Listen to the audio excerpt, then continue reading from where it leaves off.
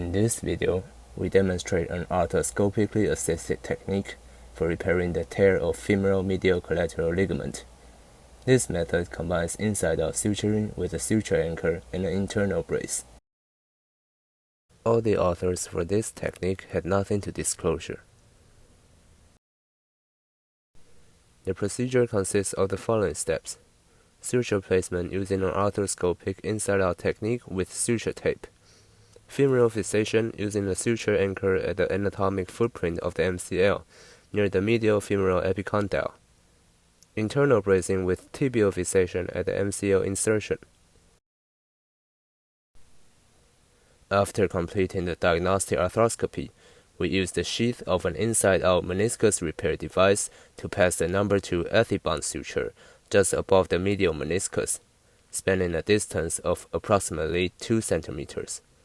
The suture was inserted percutaneously while carefully avoiding direct penetration of the medial meniscus.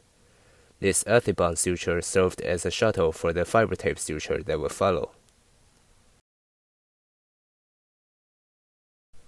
Here, the external view shows the position of the past suture.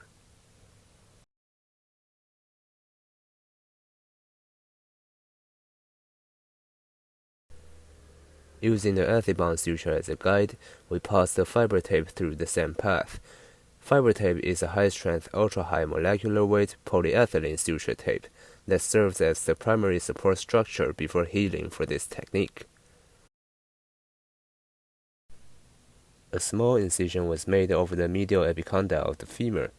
Using a grasper, the fiber tape was shuttled through the soft tissue layers, positioned between the first and the second layers of the MCL. We then secured the MCL at its femoral insertion using a suture anchor. The remaining fiber tape from this anchor was preserved for use in the internal bracing step. Next, a small incision was made over the tibial insertion of the MCL. A grasper was introduced through this incision to retrieve the remaining fiber tape from the femoral suture anchor. The internal bracing was completed by securing the fiber tape with a second suture anchor at the tibial insertion of the MCL. Thank you for watching. We hope this video provides a clear and comprehensive demonstration of the MCL repair technique we propose.